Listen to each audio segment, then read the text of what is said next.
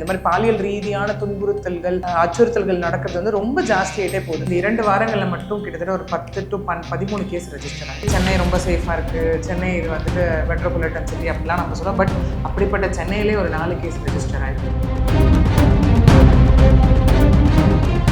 இந்த கேஸில் வந்துட்டு எக்ஸ்ட்ரீம் ஆஃப் அது வந்து ஃபார்ம்ஸ் ஆஃப் ஹராஸ்மெண்ட்னு சொல்லலாம். நம்ம sexual abuse, harassment, rape, gang rape to an extent of murder வரைக்கும்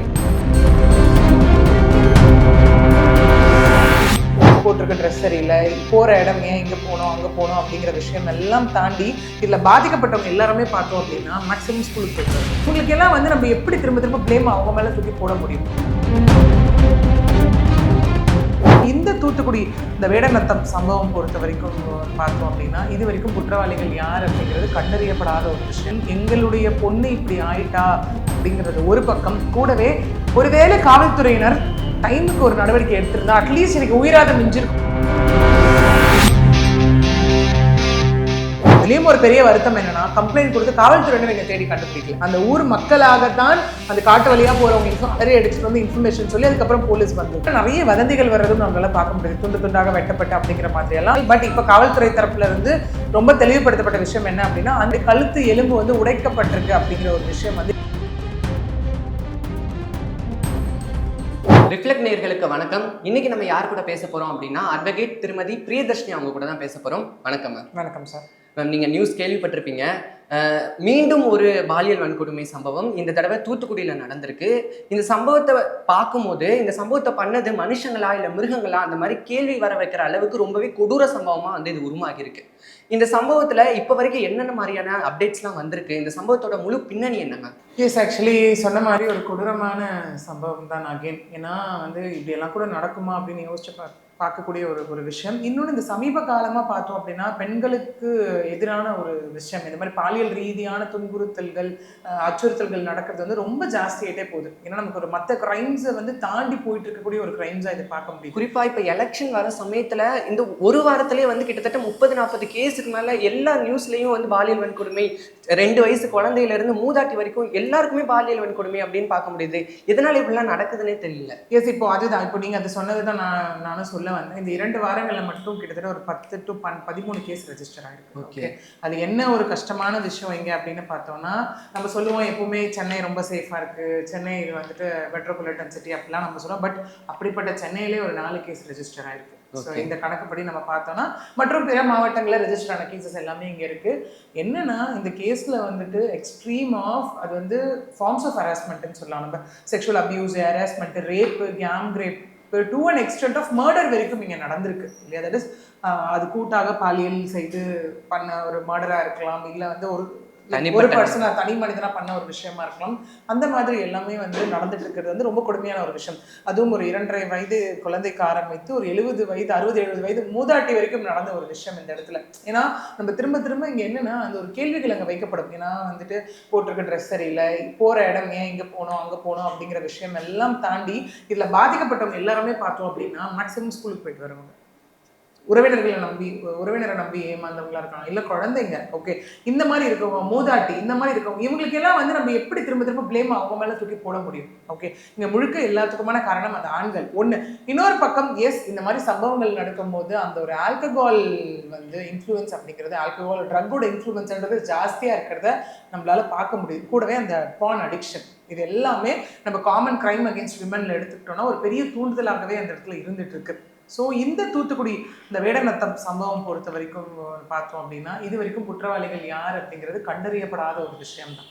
ஏன்னா 10 பேரை வந்து சந்தேகத்தின் அடிப்படையில் விசாரிச்சுட்டு இருக்காங்க. கூடவே 10 தனிப்படைகளும் இங்கே அமைக்கப்பட்டிருக்கு. இதுல வந்து ஒரு காவலரும் இது வரைக்கும் வந்துட்டு சஸ்பெண்ட் பண்ணப்பட்டிருக்காங்க. விளாத்திக்குளம் இன்ஸ்பெக்டர் வந்து சஸ்பெண்ட் பண்ணப்பட்டிருக்காங்க. ஏன்னா இல்ல முழுக்க முழுக்க வைக்கப்பட்ட ஒரு விஷயம் என்னன்னா, எங்களுடைய பொண்ணு இப்படி ஆயிட்டா அப்படிங்கிறது ஒரு பக்கம், கூடவே ஒருவேளை காவல்துறையினர் டைமுக்கு ஒரு நடவடிக்கை எடுத்திருந்தா அட்லீஸ்ட் எனக்கு உயிராத மிஞ்சிருக்கும் இல்லை அப்படிங்கிற. அவங்க என்ன சொல்றாங்கன்னா, இப்போ மக்கள் எல்லாரும் சேர்ந்து தான் ரெஸ்கியூ பண்ணாங்க. அப்போ ரெஸ்கியூ பண்ணும்போது அந்த இடத்துல பிளட் எல்லாம் வந்து ஃப்ரெஷ்ஷாக இருந்துச்சு, 1 மணி நேரத்துக்கு முன்னாடி இருந்த மாதிரி தான் இருந்துச்சு அப்படின்னு சொல்றாங்க. ஸோ கொஞ்சம் காவல்துறை வந்து நைட்டு அந்த புகார் கொடுக்கும் போதே எடுத்திருந்தாங்கன்னா இது வந்து சீக்கிரமா வந்து சரியாகி இருக்கும் அப்படின்னு சொல்றாங்க. ஏன்னா அவங்க திரும்ப வைக்கக்கூடிய ஒரு முக்கியமான அலிகேஷன் அதுதான். ஏன்னா நாங்கள் வந்து இரவு போய் கம்ப்ளைண்ட் கொடுக்குறோம். தட் இஸ் எஸ்எஸ்ஐ இந்த செல்வராஜ் அவர்கிட்ட போய் கம்ப்ளைண்ட் கொடுக்குறோம். நாங்கள் கொடுக்கும்போது அவர் என்ன பண்ணாரு அப்படின்னா, அந்த கம்ப்ளைண்ட்டை வந்து கேட்கும் போது ரொம்ப அவதூறாக கொச்சையாக பேசியதாக அங்கே சொல்லப்படுது. என்ன இப்போ போயிட்டு காலையில் வாங்க, பொண்ணு என்ன யார் கூட ஓடி போயிருக்குமோ என்ன ஏது அப்படிங்கிற மாதிரியான கேள்விகள் எல்லாமே முன்வைக்கப்பட்டதாக சொல்லப்படுது. இத்தனைக்கும் அவங்க என்ன சொல்றாங்கன்னா, ஒரு 2 இயர்ஸ் நாங்கள் இத்தனைக்கும் அவங்க என்ன சொல்றாங்க அப்படின்னா, ஒரு 2 hours நாங்கள் தேடிட்டு அதுக்கப்புறம் தான் போய் இந்த கம்ப்ளைண்ட்டே நாங்கள் இனிஷியேட் பண்றோம். பண்ணப்பறம் நீங்க போயிட்டு காலையில வாங்கினாங்க. காலையில போய் சொன்னதுக்கு அப்புறம் அப்படியே அலக்கழிச்சு இந்த போலீஸ் ஸ்டேஷன் கிடையாது, இன்னொரு போலீஸ் ஸ்டேஷன். என்னன்னா இது எங்க லிமிட்ல வராது, ஆல் விமன் போலீஸ் ஸ்டேஷனுக்கு நீங்க போகணும்னு சொல்லி ஒரு பெண்ணுக்கு அகெயின்ஸ்டா இந்த மாதிரி சீரியஸான அஃபென்சஸ் நடக்கும் போது யாரும் எங்களுக்கு கீழே வராது அப்படின்னு தட்டி கழிக்க முடியாது. எந்த ஜூரிஸ்டிக்ஷனா இருந்தாலும் எடுத்து அதுக்கப்புறம் எஃப்ஐஆர் போட்டு அப்புறம் கன்சர்ன் ஸ்டேஷனுக்கு அவங்க ஃபார்வர்ட் பண்ணலாம். That is what is 0 FIR. இது வெளியில இருக்கவங்க சட்டம் தெரியாதுன்னு சொன்னாலே நம்மளால அக்செப்ட் பண்ண முடியாது. அஸ் அ காமன் மேன் ஒரு காவல்துறையினர் இந்த மாதிரி அலக்கழிச்சது தான் மிகவும் கொடுமையான ஒரு விஷயமாவே இந்த இடத்துல இருக்கு இல்லையா? ஸோ இது ஒரு புறம் இருக்க போகும்போது அவங்களும் போதுமான நடவடிக்கை எடுக்கலை அப்படிங்கிற ஒரு காரணத்தினால இன்னைக்கு அவங்க வந்து சஸ்பெண்ட் செய்யவும் பட்டிருக்காங்க. ஒரு புறம் கூடவே அவங்க சொல்ற ஒரு விஷயம் என்னன்னா, அதுலயும் ஒரு பெரிய வருத்தம் என்னன்னா, கம்ப்ளைண்ட் கொடுத்து காவல்துறையினர் இங்க தேடி கண்டுபிடிக்கல. அந்த ஊர் மக்களாகத்தான் அந்த காட்டு வழியா போறவங்க அலறி அடிச்சுட்டு வந்து இன்ஃபர்மேஷன் சொல்லி அதுக்கப்புறம் போலீஸ் வந்தது. இன்னொன்னு என்னன்னா, அந்த காட்டு வழியா ஆல்ரெடி அவங்க வந்து தேடி இருக்காங்க. அவங்க தேடும் போது அங்க எதுவுமே இல்லை. ஆனா மறுநாள் நேற்று காலையில போய் பார்க்கும்போது பாடி கடந்திருக்கு. ரொம்பவே பரிதாப நிலையில வந்து பாடி கடந்திருக்கு. எப்படி மேம் வேற எங்கேயோ கடத்திட்டு போய் பாலியல் வன்கொடுமை செஞ்சு அதுக்கப்புறமா இங்க வந்து போட்டிருக்காங்களா என்ன? இது எல்லாமே நமக்கு ஏதாவது அடுத்தது இன்வெஸ்டிகேஷன்ல தான் தெரிய வரும். ஏன்னா அந்த உடலை லைக் பாலியல் வன்கொடுமைக்கு ஆளாக்கப்பட்டு அது ஒருவரா இல்லை பல பேரா, அது ரேப்பா கேங் ரேப்பான்ற மாதிரியான விஷயங்கள் எல்லாமே வந்துட்டு நமக்கு இங்கே இன்னும் வந்து தெரியப்படலை இந்த இடத்துல. ஓகே, ஸோ அந்த மாதிரியான ஒரு விஷயம் இங்கே இருக்கு. அது ஒரு பக்கம் இருக்கு. ஸோ இதில் இன்னும் என்னன்னா நிறைய வதந்திகள் வர்றதும் நம்மளால பார்க்க முடியுது. துண்டு துண்டாக வெட்டப்பட்ட அப்படிங்கிற மாதிரியெல்லாம் அது வந்து நமக்கு மாறி மாறி வரக்கூடிய விஷயங்கள். பட் இப்போ காவல்துறை தரப்புல இருந்து ரொம்ப தெளிவுபடுத்தப்பட்ட விஷயம் என்ன அப்படின்னா, அந்த மாதிரி துண்டு துண்டா அப்படிங்கிற ஒரு விஷயம் இல்லை. பட் ஆனால் இப்போ வந்து ஆஸ் ஆஃப் நவ் படி கழுத்து எலும்பு வந்து உடைக்கப்பட்டிருக்கு அப்படிங்கிற ஒரு விஷயம் வந்து இப்போ சொல்லப்பட்டிருக்கு அந்த இடத்துல. ஓகே, கூடவே நம்மளால திரும்ப திரும்ப பண்ற ஒரு விஷயம், விக்டிமோட ஐடென்டிட்டி ரிவீல் பண்ணவே கூடாதுன்ற ஒரு விஷயம் இருக்கு. பட் இந்த கேஸ் பொறுத்த வரைக்கும் அகைன் அந்த தப்பு நடந்திருக்கு. அந்த போட்டோவே வெளியாகிருக்கு. போட்டோ ஒரு பக்கம், இன்னொன்று அந்த பெண்ணுடைய பேரை போட்டு ஜஸ்டிஸ் ஃபார் அப்படிங்கிற ஒரு விஷயம் ஹேஷ்டேகாவும் இன்னைக்கு பரவிக்கிட்டு இருக்கு. ஓகே, ஸோ அது ஒரு புறம் இருக்கு. இன்னொன்று அகைன் எஸ், என்ன தப்பு பண்ணாங்க அந்த பொண்ணு, அந்த சிறுமி அப்படிங்கிற ஒரு கேள்வி வருது இல்லையா? இன்னும் 10th 495 மதிப்பெண். ஓகே, ஸ்கூலில் செகண்ட். அது இல்லாமல் எவ்வளோ கனவுகளோட +2 எக்ஸாம்ஸ் போயிட்டு இருக்கு. எக்ஸாம் முடிஞ்சு 9th ஈவினிங், அதாவது ஞாயிற்றுக்கிழமை லீவு ப்ளஸ் 9th மறுநாள் லீவ் அப்படிங்கிறதுனால இரவு வந்து வந்தவங்க தான் யூனிஃபார்மோட ரெஸ்ட் ரூம் போனவங்க. வீட்டுக்குள்ள ரெஸ்ட் ரூம் இல்லை அப்படிங்கிறதுனால இயற்கை உபாதை கழிக்கிறதுக்காக போன இடத்துல நடந்த ஒரு விஷயம் தான் இது அங்கே. ஓகே, அங்கே போய் அதுக்கப்புறம் வரவே இல்லைன்னும் போது தான் பெற்றோர்கள் தேடி அதுக்கப்புறம் அலைஞ்சு இவ்வளோ விஷயங்கள் மேற்கொண்டு இன்னைக்கு அவங்க வந்து இவ்வளோ பெரிய போராட்டத்திலையும் ஈடுபடக்கூடிய ஒரு விஷயம் இருக்கு. ஏன்னா அந்த போராட்டத்தையும் அவங்க வன்முறையை வந்து அதில் கையாள. ஓகே, இந்த விஷயமா இருக்கட்டும், இல்லை ஆகாஷ் அவர்களுடைய மரண வழக்கு இன்னைக்கு கொலை வழக்காக மாற்றப்பட்ட விஷயமா இருக்கட்டும், எல்லாருமே at the end of the day போராடுற ஒரு விஷயம் என்ன அப்படின்னா, எங்களோட நீதி எங்களுக்கு வேணும்னு. ஓகே, அதனால நம்ம போராடுறது அப்படிங்கிறது நீங்க வந்து சரின்னு சொல்றீங்களா அப்படிங்கிறத தாண்டி அது எந்த அளவுக்கு அவங்க சிவியரா எடுத்துட்டு போறாங்கன்றதை வச்சுதான் அது சரி தவறு அப்படிங்கிறது இருக்கு. போலீஸ் வந்து கரெக்டா செயல்பட்டு இருந்தாங்கன்னா மக்களுடைய போராட்டம் வந்து இவ்வளவு தூரம் வெடிச்சிருக்குமான்னு கேட்டா கிடையாது. போலீஸ் வந்து ரொம்பவே அலட்சியமா இந்த சம்பவத்துல இருந்திருக்காங்க. நம்மளே நிறைய வீடியோல பார்க்க முடியுது. உங்களெல்லாம் வந்து இங்க இருந்து நீங்க போகலன்னா நாங்க வந்து அரெஸ்ட் பண்ணி வழக்கு பதியப்படும் அப்படிங்கிற மாதிரியான விஷயங்கள் ரொம்ப கோபமா பேசக்கூடியதும் நம்ம பார்க்க முடியுது. ஓகே, ஏன்னா இந்த 2 கேஸ்லயுமே பாத்தீங்கன்னா ஒரு பக்கம் காவல்துறையினர் துரிதமாக நடவடிக்கை எடுக்கலன்ற ஒரு குற்றச்சாட்டு. இந்த வேடநத்தம் அந்த மாணவியோட பாலியல் கொலை வழக்குல, இதே வந்து அந்த லாக்அப் மர்டர் டெத் அந்த விஷயத்துல காவல்துறையினரால் நிகழ்த்தப்பட்ட ஒன்றுன்ற ஒரு பக்கம். ஸோ இந்த மாதிரி 2 விஷயங்கள். ஏன்னா மக்களுக்கு இப்போ திரும்ப திரும்ப நம்ம பெண் பிள்ளைகளுக்கு நம்ம என்ன சொல்றோம், ஆக்சுவலி ஏதாவது ஒன்று நடக்குதா, ஏதாவது ஒரு ப்ராப்ளம் இருக்கா, இம்மீடியட்டா நீங்க வந்து போலீஸ்க்கு கால் பண்ணுங்க, ஸ்பாட்ல இருந்து 100 கால் பண்ணுங்க. ஓகே, இல்ல பாதிக்கப்பட்ட மக்களுக்கு உடனடியாக தீர்வு நீங்க வந்து ஸ்டேஷனை நோக்கி போங்க, அடுத்தது நீதித்துறை கோர்ட்டை நாடி வாங்கன்னு நம்ம சொல்றோம். ஓகே, இங்க நீதிமன்றம் நீதித்துறை அப்படிங்கிறது எஸ், இந்த மாதிரி விஷயங்கள் வரும்போது விரைவாக செயல்பட்டு அதுக்கான தீர்வுகள் அங்கே வழங்கப்படுது. ஓகே, பட் அதே காவல்துறையினர் செய்யற தவறுனால, ஏன்னா இங்க அவங்க சொல்றதே பாடி இப்பதான் சில்னஸ் ஆன மாதிரி இருக்கு, அதிகபட்சம் ஒரு 1 மணி நேரம் இருந்திருக்கலாம் இறந்து அப்படின்னு. ஏன்னா நைட்டு போய் நீங்க கம்ப்ளைண்ட் கொடுக்கும் போதே அங்கே காவல்துறையினர் துரிதமாக செயல்பட்டு இருந்தால் மேபி அந்த பொண்ணோட உயிராக மிஞ்சிருக்கலாம். அதுன்னு அவருடைய தந்தையும் தாய் குடும்பத்தினரும் அங்க சொல்றாங்க. அட்லீஸ்ட் உயிராவது மிஞ்சி இருந்திருக்கலாம் அந்த இடத்துல. பட் ஆனா வாழ்நாள் முழுவதும் அந்த பொண்ணுக்கு அது ஒரு பெர்மனன்ட் ஸ்கார் தான். ஓகே, ஏன்னா எந்த ஒரு தப்பு செய்யற ஆண் வந்து ஜஸ்ட் லைக் தான் தப்பிச்சு போயிடுவாங்க. பட் உடல் அளவிலையும் மனதளவிலையும் அங்க பாதிக்கப்பட போறது என்னவோ அந்த சிறுமியோ அந்த பெண்ணோ மட்டும்தான். அவங்களோட லைஃப் லாங் அது ஒரு குறையா அதை மக்கள் எல்லாருமே அவங்கள வந்து துரிதமா தூத்திக்கிட்டே இருப்பாங்க அப்படின்னு. மக்களையும் தாண்டி அவங்க அனுபவிச்ச வலி வேதனைன்னு ஒண்ணு இருக்கு இல்லையா? ஓகே, ஏன்னா இப்போ நார்மலாவே நம்ம யோசிச்சு பாருங்களேன், இப்போ இருக்கோம், நமக்கு ஒரு கனவு வந்தாலும் எவ்வளவு பதறி அடிச்சுட்டு நம்ம எந்திரிச்சு உட்காரோம். ஓகே, ஆஸ் அ விமனாவே நான் சொல்றேன். ஓகே, இல்ல நம்ம பக்கத்துல யாராவது சட்டுன்னு வந்ததுனால நமக்கு எவ்வளவு பயம் வருது, அது எவ்வளவு நாள் நம்ம மனதுல பதியக்கூடிய ஒரு விஷயமா இருக்கு. எனக்கு சம்மந்தமே இல்லாத ஒரு மனிதர் என் மேல வந்து இப்படி ஒரு கொடூர செயலை வந்து செஞ்சிருக்காரு அப்படின்னும் போது அதை யோசிச்சு யோசிச்சு யோசிச்சு என்ன ஒரு எக்ஸ்ட்ரீமா என் மன வேதனை இருக்கும் அந்த இடத்துல. ஓகே, இதெல்லாம் அந்த வலியை கொடுக்குற ஆண்களுக்கு அங்க புரியணும். இதே இந்த விஷயத்துல இந்த சோஷியல் மீடியால உட்காந்து இந்த மாதிரி பெண்களுக்கு அகேன்ஸ்டா நடக்கிற விஷயத்துல பார்த்தோம்னா அவங்க எல்லாருமே யோசிக்கிற விஷயம் என்னன்னா, தனது வீட்டுல வந்துட்டு இந்த ஒரு பெண்ணுக்கு இந்த மாதிரி நடந்தா நம்ம என்ன பண்ணுவோம் அப்படிங்கிறத யோசிச்சாலே இந்த அவதூறு பரப்புறதையோ கேலி கிண்டல் செய்வதையோ எல்லாரும் தடுத்துருவாங்க அந்த இடத்துல. இந்த மாதிரி கொடூர சம்பவம் நடக்கும்போது அதுல நீங்க சொன்ன மாதிரி ஒண்ணு வந்து பான் அடிக்ஷன் இந்த மாதிரி விஷயங்கள் இருந்தாலும் பெரும்பாலும் இந்த சம்பவத்துக்கு காரணமா இருக்கிறது வந்து போதைப் பொருள். இந்த போதைப் பொருள்ங்கிற ஒரு விஷயம் தான் வந்து ரொம்ப காமனாவே எல்லா சம்பவத்துக்குமே காமனா இருக்கு. இந்த போதைப் பொருள் எப்படி இவ்வளவு காமனா ஆச்சு நம்ம சமூகத்துல? எஸ், ரீசெண்டாக என்னால் பார்க்க முடிஞ்ச விஷயம் அதுவும் கூட. இப்போ நான் சொன்ன மாதிரி இந்த சமீப காலமாக ஒரு பக்கம் எப்படி வந்து தட் இஸ் விமன் பெண்களுக்கு அகேன்ஸ்டாக நடக்கக்கூடிய ஒரு கிரைம் அதிகமாகிட்டு இருக்கும். அந்த மாதிரி போதைப் பொருள் விற்பனையாக இருக்கட்டும், ஸ்டூடெண்ட்ஸ் கையில் ஈஸியாக கிடைக்கிறதா இருக்கட்டும், இல்லை மது போதையில் செய்யக்கூடிய ஒரு விஷயமா இருக்கட்டும். இதே நம்ம திரும்ப திரும்ப சொல்கிறோம், 18 வயசுக்கு மேலே ஓகே, இதுக்கு ஒரு ஏஜ் 27 வயசுக்கு மேலே தான் நீங்கள் வந்து சிகரெட் குடிக்கணும் அப்படின்ற மாதிரியான ஒரு மாரல் ரூல்ஸ் எல்லாமே நம்ம வச்சிருக்கோம் இந்த இடத்துல. பட் எப்படி சிறுவர்கள் கையிலலாம் கிடைக்குது? சிறார்கள் கையில எப்படி கிடைக்குது? முதல்ல ஏன் விற்கிறீங்க? விற்க வரும்போதே உனக்கு இது கிடையாதுன்னு ஏன் சொல்லி அனுப்ப மாட்டேங்கிறீங்க? அது வந்து எல்லாருமே வந்து அதை கடைப்பிடிக்கிறாங்க. ஒரு ஸ்டாண்டர்டைஸ்டு ஃபார்மேட்டா கொண்டு வந்துட்டா அப்போ ஒரு விஷயம் கிடைக்கிறதுனால தானே தேடி தேடி தேடி போறாங்க. இப்போ கிடைக்கல எவ்வளவோ பேர் வந்து தமிழ்நாட்டில் குடிக்கிறாங்க. இன்னைக்கு ஒரு உத்தரவு வருதுன்னு வச்சுப்போம், இல்லை நாளையிலேருந்து வந்து அது வந்து மாநிலம் வந்துட்டு ட்ரக் ஃப்ரீ ஒரு ஆல்கோஹால் ஃப்ரீயாக வந்து அறிவிக்கப்படுது அப்படின்னா அப்போ கண்டிப்பாக எல்லாரும் மெயின்டைன் பண்ணி தானே ஆகும். ஸ்கூலுக்கு வெளியிலேயே எளிதாவே கிடைக்குது அப்படின்னு சொல்றாங்க.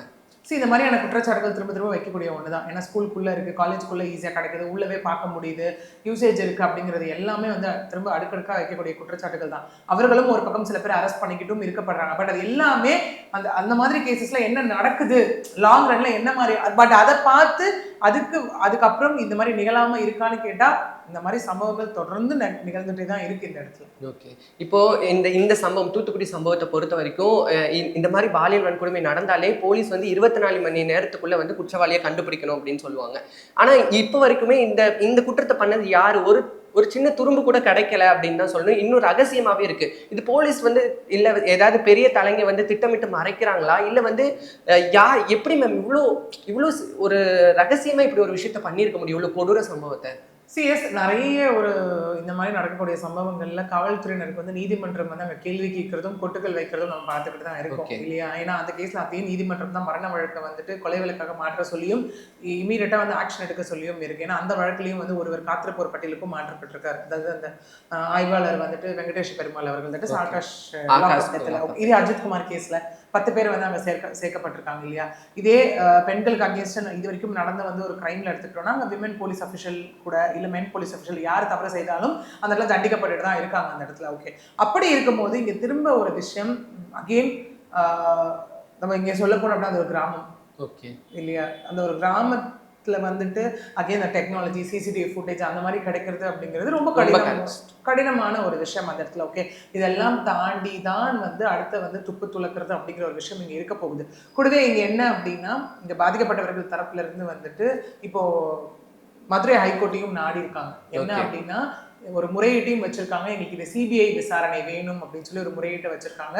அதாவது ஜஸ்டிஸ் சதீஷ்குமார், ஜஸ்டிஸ் ஜோதிராமன் அவர்கள் முன்னிலையில் அவங்க என்ன சொல்லிருக்காங்க, இதை நீங்க மனுவா வந்து ஃபைல் பண்ணுங்க, நாங்க வந்து அதன் மீது வந்து விசாரணை எடுக்கிறோம் அப்படின்னு சொல்லி. சிபிஐ விசாரணைக்கு மாற்றப்படுமா? சிபிஐ விசாரணை நம்ம இந்த மாதிரி ஒரு விஷயம் அகைன் இங்கே எப்பெல்லாம் நம்ம சிபிசிஐடி சிபிஐ உள்ள வருவோம் மேக்சிமம் அப்படின்னா காவல்துறையோட ஏதாவது ஒரு செயல்பாட்டில் வந்து அங்கே ஒரு கேள்வி இருந்துச்சு அப்படின்னா கண்டிப்பாக அங்கே கொண்டு வரப்படும். ஓகே, ஏன்னா இதே அந்த லாக்அப் டெத் வரிசையில் எடுத்துக்கிட்டோம்னா எல்லா சிபிசிஐடி சிபிஐக்கு மாற்றப்பட்ட வழக்குகளாக தான் அந்த இடத்துல இருக்கு இல்லையா? நிறைய கிரைம்ஸ் பெண்கள் ரீதியாக இருக்கட்டும் இல்லை மற்ற ஒரு பெரிய கொலை குற்ற சம்பவமாக இருக்கட்டும், இது எல்லாமே ஒரு காவல்துறை தரப்புல எங்கேயாவது லேக் இருக்குன்னு ப்ரூவ் ஆகும் பட்சத்தில் அந்த கேஸ் நீதிமன்றத்தால சிபிசிஐடிக்கும் சிபிஐக்கும் மாற்றப்பட்டுட்டு தான் இருக்கு. இப்போ இந்த பர்டிகுலர் இந்த கிராமத்துல நடந்த இன்சிடென்ட் வந்து அந்த பொண்ணை வந்து கடத்தி கொண்டுட்டு போய் திரும்ப அந்த பொண்ணோட பாடியை வந்து இங்க கொண்டுட்டு வந்து போட்டிருக்காங்க. இது கண்டிப்பா ஒருத்தர் பண்ணியிருக்க முடியாதுன்னு நான் நினைக்கிறேன். நீங்க என்ன மேம் நினைக்கிறீங்க? எஸ், இது எல்லாமே நமக்கு வந்து அதான் இந்த மாதிரி இந்த சம்பவமே அங்கிருந்து அந்த பெண் வந்து மீட்டெடுக்கப்பட்டாங்க அப்படிங்கிற ஒரு விஷயம் தான் நமக்கு அஃபிஷியலா வந்த ஒரு இன்ஃபர்மேஷன் இல்லையா. இது வரைக்கும் அவங்க தேட போனாங்க இது அப்படிங்கிறது விச் இஸ் லைக் அன்அஃபிஷியல் இது வரைக்கும். ஓகே, அந்த மாதிரி ஒரு சம்பவம் வந்து ப்ரூவ் பண்ணப்பட்டுச்சு அப்படின்னா அப்போ நமக்கு இதுக்கான கொஸ்டின்ஸ் எல்லாமே வரும். ஏன்னா அதுவும் இப்போ வந்து என்ன ஆகுனா போஸ்ட்மார்ட்டம் ரிப்போர்ட் ஒரு பக்கம் முடிஞ்சிருக்கு, கூடவே வந்து அந்த பெண்ணுடைய மாதிரிகளை கலெக்ட் பண்ணி இப்போ அகைன் ஃபாரன்சிக் டிபார்ட்மெண்ட்டுக்கும் அனுப்பியிருக்காங்க. அதாவது திருநெல்வேலிக்கு தடவியல் நிபுணர்கள் வந்து இதை வந்து டிஎன்ஏ டெஸ்ட்டுக்காக அடுத்தது அதனுடைய ரிப்போர்ட் வரும். அதெல்லாம் வரும்போது எஸ் நமக்கு அதுக்கான ஆன்சர் கிடைக்கும் அந்த இடத்துல. ஏன்னா உடல்ல வந்து நகைக்கீரல்கள்ன்ற ஒரு விஷயமும் சொல்லப்படுது. அந்த பெண் அந்த சம்பவத்துல இருந்து இல்ல தப்பிக்கணும்னு திமிரும் போது அது ஏற்பட்டுச்சான்ற மாதிரியான தகவல்கள் எல்லாமே இங்க வந்துகிட்டு இருக்கு. Okay, but so for official என்ன அப்படிங்கிறது வந்துட்டு நமக்கு நிறைய விஷயங்கள் வந்துட்டு ஒரு டிஸ்கஷன் பேஸ்லயோ ஒரு ப்ரிசப்ஷன் பேஸ்லயோ தான் இங்க வந்துட்டு இருக்கிறது நம்மளால பார்க்க முடியுது. அந்த ஒரு சிறுமிக்கு இந்த மாதிரி ஒரு சம்பவம் நடந்தது, அங்க வந்து அவங்க இந்த மாதிரி நிலையில கண்டெடுக்கப்பட்டாங்க அப்படிங்கிற ஒரு விஷயம் தான் வந்து நமக்கு இப்ப வரைக்கும் ஒரு காவல்துறை தரப்புல இருந்து இதுவும் அஃபிஷியலா வந்துட்டு இருக்க ஒரு விஷயமா இருக்கு. மற்றது அவங்க பாதிக்கப்பட்டவங்க சொல்ற ஒரு விஷயம், தட் இஸ் அந்த குடும்பத்தினர். ஏன்னா அந்த குடும்பத்தினருக்கு வந்து அந்த டைம் லைன்லாம் இன்னும் எக்ஸாக்டா தெரியும் இல்லையா. இந்த பொண்ணு காணோம்னு நாங்கள் இவ்வளோ மணி நேரம் தேடணும், இப்போ போலீஸ் கிட்ட போனோம், இதெல்லாம் பண்ணோன்றது அவங்க தரப்புல இருந்து அவங்க சொல்லக்கூடிய ஒரு விஷயம். ஏன்னா இதே ஒரு விஷயம் அப்படியே ரிசம்பிளன்ஸாக எடுத்துக்கிட்டோம். ஏன் நான் ரெண்டுத்தையும் காட்டுறேன்னா புரிதலுக்காக. அங்கேயும் வந்து மக்கள் ரொம்ப ஸ்ட்ராங்காக இருந்தாங்க ஆகாஷ் அவர்களுடைய கொலை வழக்கிலையும் இல்லையா. இல்லைங்க அவங்க வந்து கீழெல்லாம் விழல, 2 கற்களை வைத்து காலை வந்து இது பண்ணியிருக்காங்கன்னு. அதே விஷயத்தை தான் அவருடைய ரிமாண்ட் ரிப்போர்ட்டும் இங்கே ப்ரூவ் பண்ணுச்சு, அவருடைய கன்ஃபெஷன் ஸ்டேட்மெண்ட்டும் நமக்கு ப்ரூவ் பண்ணுச்சு இல்லையா. அந்த மாதிரி இங்கே அந்த சிறுமியோட பெற்றோர்களாக இருக்கட்டும் இல்லை அந்த ஊர் மக்களாக இருக்கட்டும் நிறைய குற்றச்சாட்டுகளை இங்கே வைக்கிறாங்க. 10 மணி நேரத்துக்கு மேலே போராட்டத்தில் ஈடுபட்டு இப்போதான் கலைஞ்சு போயிருக்கிறதா சொல்றாங்க. அமைச்சர் அவர்கள் வந்து ஏதோ பேசுறதுக்கு அப்புறம் உறுதி அளிச்சதுக்கு அப்புறம் இப்போ கலைஞ்சு போயிருக்காங்கன்ற ஒரு விஷயம். பட் அவங்களும் அவங்க சொல்லிட்டு இருந்தாங்க கொலையாளி யாரு அப்படின்னு தெரியாம உடலை நாங்கள் வாங்க மாட்டோம் அப்படிங்கிற ஒரு விஷயம் அங்கேயும் வந்து சொல்லப்பட்டது இல்லையா. ஸோ அப்படி இருக்கும்போது எஸ் இங்கே வந்து பார்த்தோம் அப்படின்னா மெயினான ஒரு விஷயம் எந்த ஒரு கேஸுக்குமே இந்த மாதிரி கொலை சம்பவம் நிகழும் போது போஸ்ட்மார்ட்டம் ரிப்போர்ட். அதே அஜித்குமார் வழக்கிலும் 44 இன்ஜுரிஸ் அப்படிங்கிறதும் அதுதான். சாத்தான்குளம் வழக்கும் நம்ம வந்து ஜட்ஜ்மெண்ட்டும் நம்ம இப்போ எதிர்பார்க்க கூடிய விரைவில் ஜட்ஜ்மெண்ட்டும் இருக்கு அந்த இடத்துல இல்லையா. இப்போ இந்த குறிப்பிட்ட நம்ம பேக் டு நம்ம தூத்துக்குடி இன்சிடென்ட் வந்தோம்னா, ஸோ இப்போ கைது செய்யப்படுறாங்க, இவங்க தான் குற்றவாளின்னு கைது செய்யப்படுறாங்கன்னா அவங்களுக்கு என்னென்ன மாதிரியான கேஸ், அதாவது என்னென்ன மாதிரியான சட்டத்தின் கீழே அவங்க வந்து வருவாங்க? Yes again yes BNS act கீழே, தட் இஸ் கிரிமினல் ஆக்ட், முன்னாடி ஐபிசி இப்போ பிஎன்எஸ் அப்படிங்கிற ஆக்ட் கீழே கண்டிப்பாக அது என்ன மாதிரியான குற்ற சம்பவங்கள் அங்கே நடந்திருக்குன்றதை பொறுத்து தான். அதில் ஒருவரா வந்துட்டு இல்லை அதில் வந்து அது கூட்டு பாலியல் வன்புணர்ச்சியா இல்லை வந்துட்டு அந்த பெண்ணை எவ்வளோ தாக்கியிருக்காங்க எல்லாமே ஒரு பக்கம் இந்த போஸ்ட்மார்ட்டம் ரிப்போர்ட். இப்போ ஆஸ் ஆஃப் நவ் நமக்கு இது வந்துட்டு லைக் இன்னுமே நமக்கு அது ரேப் அண்ட் மர்டர் அப்படிங்கிறது எல்லாமே நமக்கு சயின்டிஃபிக்கலாக ப்ரூவ் ஆகணும் அப்படிங்கிற ஒரு விஷயம். ஓகே, அப்படி சயின்டிஃபிக்கல் ப்ரூஃபை தான் நம்ம எஃப்ஐஆரோட அட்டாச் பண்ணி நாளைக்கு சார்ஜ் ஷீட்டாக கன்வெர்ட் பண்ண முடியும் இல்லையா. ஸோ அப்படி இருக்கும் பட்சத்தில் இது வந்து கூட்டாக செய்திருந்தாலும் அதில் கிரிமினல் கான்ஸ்பைரசியாக இருக்கட்டும், இந்த இடத்துல murder, okay, brutal rape and murder, அந்த மாதிரியான விஷயங்கள், கேங் ரேப்க்கான செக்ஷன்ஸ், இந்த மாதிரியான எல்லா விஷயமும் இங்கே பதியப்படும். அப்புறம் இதில் யார் யார் இன்வால்வ்டு, அவங்க என்ன இன்டென்ஷன் பேஸில் இதெல்லாம் பண்ணாங்கன்றதை வச்சு நமக்கு அகைன் ஆக்ட் சொல்கிற விஷயம் to an extent of life imprisonment to death penalty அப்படிங்கிறது தான். ஆனால் அது எப்படியும் ரொம்ப நாள் ஆகிரும், இன்னும் 1 வருஷம் அந்த மாதிரி ஆகிருமோன்னு தோணுது. ஏன்னா எல்லா கேஸ்லையுமே நம்ம ஒரு இன்சிடென்ட் நடந்துச்சு 1 மாசத்துலேயே அதுக்கு வந்து ஒரு தீர்வு கிடைச்சிது அப்படிங்கிறத நம்ம பார்க்கறது ரொம்பவே ரேரா இருக்கு அந்த மாதிரியான இன்சிடென்ட்லாம் பார்க்க. ஏன் அப்படி இருக்கு? கோயம்புத்தூர் வழக்கு நம்ம எடுத்துக்கலாம், அது நமக்கு ஜட்மெண்ட் வந்த ஒரு விஷயம். அகெயின் அது வந்து ஏன் அந்த ஒரு டிலே நடக்குது அப்படின்னு பார்த்தா அந்த ப்ரொசீஜரல் டிலே அப்படின்னா அகெயின் அந்த கேஸில் எவ்வளோ இன்வால்வ்டு. ஏன்னா இப்போ ஃபார் எக்ஸாம்பிள் ஒரு கேஸுக்கு வந்து 500 300 ஒரு 1000 பேஜஸ் சார்ஜ் ஷீட் சப்மிட் பண்ணுறாங்கன்னா அவ்வளவும் வந்து உள்ளடக்கிய ஒரு விஷயம் அது இல்லையா. அதில் வந்து எவ்வளோ வந்து என்னென்ன டாக்குமெண்ட்ஸ் எல்லாம் கொடுத்துருக்காங்க, எவிடன்சஸா, ஓகே, எவ்வளோ எக்ஸ்பர்ட்ஸை உள்ளே கொண்டு வந்திருக்காங்க, எவ்வளோ விட்னஸஸ் இருக்காங்க, இவ்வளோ பேரையும் நீதிமன்றத்துக்கு வர வைத்து அவங்க வாக்குமூலத்தை எல்லாம் வாங்கணும் இல்லையா. அதுக்கான டியூரேஷன் தான் ஒரு கேஸுக்கும் இங்கே வேறுபடுற டியூரேஷன். ஓகே மேம், நிறைய விஷயங்கள் எனக்காக பகிர்ந்துக்கிட்டீங்க, ரொம்ப நன்றி. நன்றி சார்.